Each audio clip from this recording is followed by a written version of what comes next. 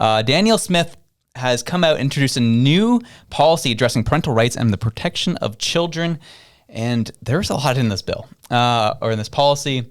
Among the measures, so this is actually coming from CBC, where the title of the article, to those who want to reference it, says Alberta Premier says legislation on gender policies for children and youth coming this fall.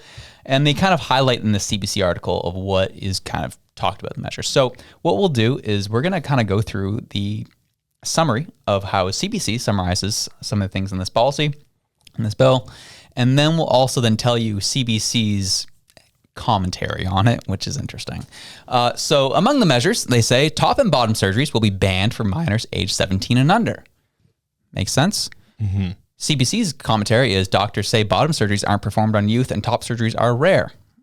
They are insinuating that this probably shouldn't be in the bill. Second thing, puberty blockers and hormone therapies for gender affirmation will not be permitted for children age 15 and under. Youths age 16 and 17 will be permitted to start hormone therapies for gender affirmation as long as they are deemed mature enough and have parental, physician, and psychologist approval. Parental notification and consent will be required for a school to alter the name or pronouns of any child under age 15. Students who are 16 or 17 won't need permission, but schools will need to let their parents know first. Parents will have to opt in their children every time a teacher plans to teach about gender identity, sexual orientation, or sexuality. Alberta law currently requires parental notification and gives them the option to opt students out.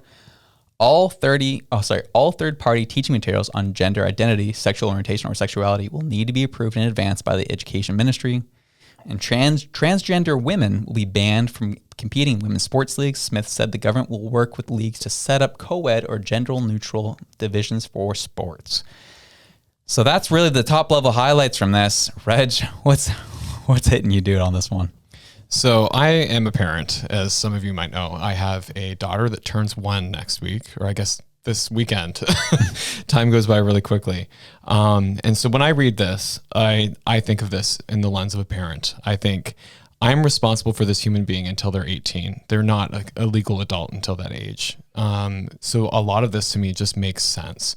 You don't want to be giving or providing life-altering surgeries to children. This is what it is about. I have lots of transgender friends that are above the age of 18 that have made decisions in their life that affect their own body. And I think that's great. Like bodily autonomy all the way. That's my belief. Not for children. Children are the responsibility of their parents. Once they leave that, then all, go nuts. They have their right to their own body. The big thing that I thought was awesome at the end of it was the transgendered women in sports. I've been seeing so many cases where you see transgender women actually competing in women's sports and just blowing them out of the water. And it's really interesting because one of the people that I play hockey with is a transgendered man and has said on multiple occasions that you just can't play at the same level because the men are bigger, stronger, faster. And even if the woman is more skilled or the trans man is more skilled at handling the puck or maneuvering or skating or anything like that, they just can't compete with the size and the mass because they're biologically different. So reading this, I think, yeah, of course that makes sense. And I like that she actually even said that, we're going to open up co-ed things. We're going to look at ways to try and bridge that gap. She didn't just say it's an all-out ban. You can't compete. Sorry about your luck. But also recognizing the safety and the fact that we can't be just allowing what was biologically men to just take over women's sport and completely dominate them, because that's what will happen and that's what is happening. And there's been a couple different instances of that happening. Yeah, absolutely. Yeah, when I first watched Danielle's address, read through the bill, saw kind of the highlights, I'll be honest with you, I just said, what's the problem? Yeah. I know that it's, very, it's a very inflammatory topic. People get really excited about this stuff. I still believe it is a very vocal minority who are getting very vocal about it.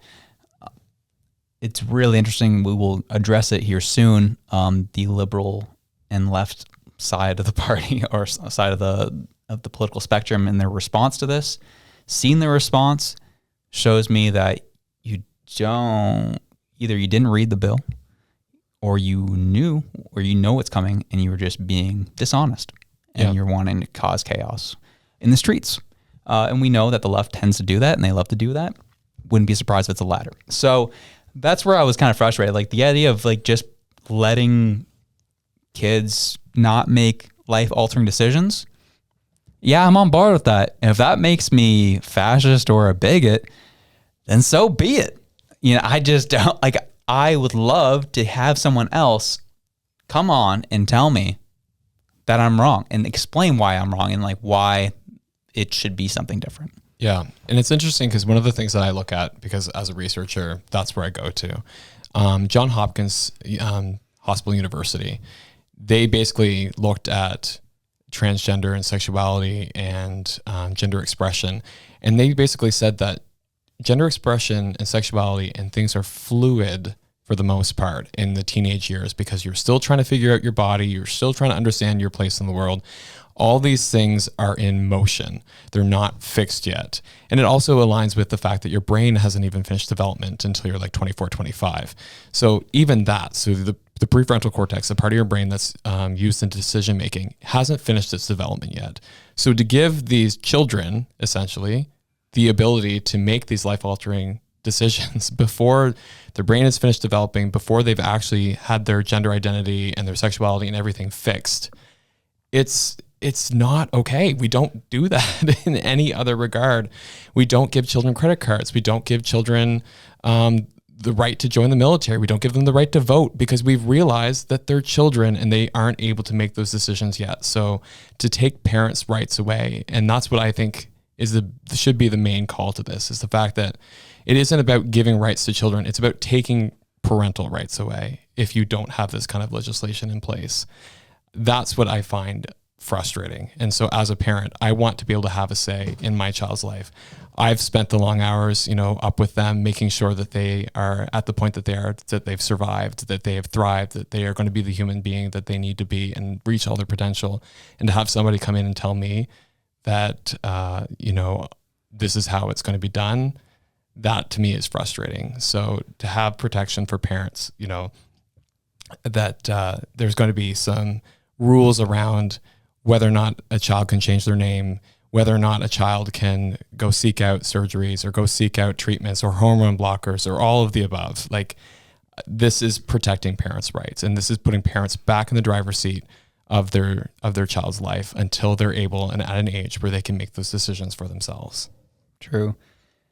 There's something you hit on there, and it reminded me of something that I remember when, you had your firstborn, Adele was born. I remember, I think it was the fifth day that she was alive in your house. I remember, I think it was about 2 a.m. She was, needed some food, and you got up to help feed her. And I think I remember Trudeau was there with you when you did that. Oh, yeah. Yeah, I remember that happened. I think as well as Guibault was there as well. And so many other of these government officials were there with you raising your child, making sure in her most vital days. So, yeah, I think that maybe they should be making these decisions. See, I would go one step different, honestly. I would say that at least with some of these politicians, they have children. They have, been a parent. Mm-hmm. The loudest people that I see through my social media are not parents. That's who I'm seeing. It's people who have either chosen to never have children or are not going to have children or have made body altering decisions based on their own bodily autonomy that they will never actually be able to have children. And they're the ones screaming the loudest for this. And it's like, you will never be a parent. You are not a parent. You do not understand. You do not have my lived experience. So don't come at me with your lived experience because you don't have mine.